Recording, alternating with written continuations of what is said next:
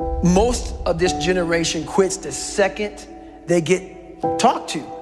You did this wrong, or they get yelled at. It's so easy to be great nowadays because most people are weak. This is a softened generation. So if you have any mental toughness, any ability, if you have any fraction of self-discipline, the ability to not want to do it, but still do it. If you can get through to doing things that you hate to do, on the other side is greatness. What is it with our society? We are creating weak individuals that can't handle anything going wrong in their life. As soon as something goes wrong, they are given a prescription, not to fix the problem, to mask the problem. How about giving strategies to strengthen the mind? How about saying, okay, you've allowed your life to get to this point.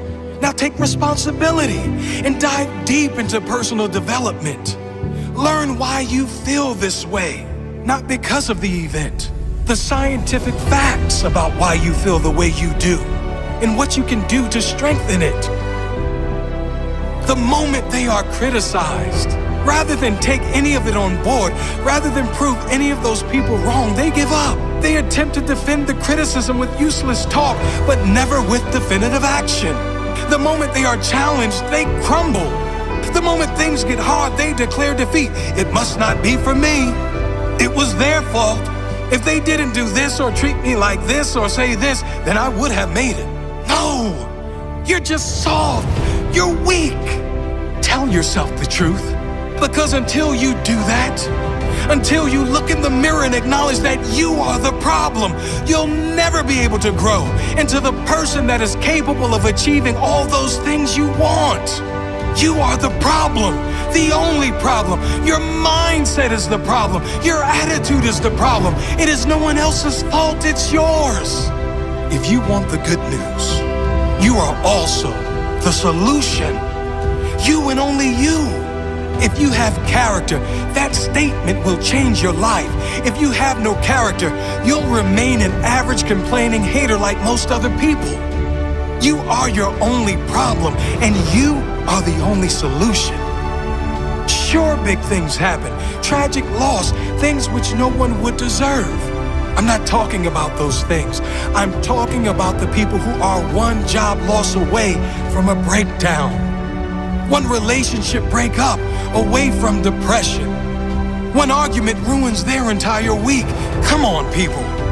This is not how to live. Even with the big stuff, if you have perspective, if you know who you are, if you really appreciate everything you do have and believe everything is as it should be, all of those big things can be handled much better. Knowing your loved one would want you to be happy and move on. Knowing that living in pain and holding on to resentment is letting that person who did you wrong win.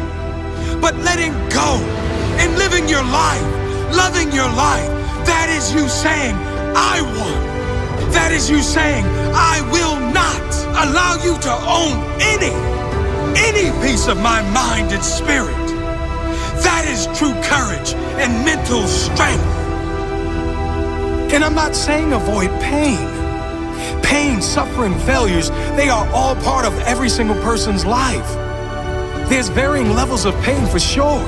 Some suffer more than others, but we all suffer at some level. Some choose consciously or unconsciously to live in that pain, and some decide to move on. You deserve to move on. Mental strength comes from those struggles. It is formed from pain. It is increased when you refuse to give up at times when most others would. It grows when you keep going, when things seem impossible. It grows when you push one more time past what you thought was your limit. It grows with consistency. That is mental strength. Excuses are for weak individuals who have no heart. Take responsibility for where you are now and commit to do something, anything, whatever it takes to make sure your future is better. You do have the choice.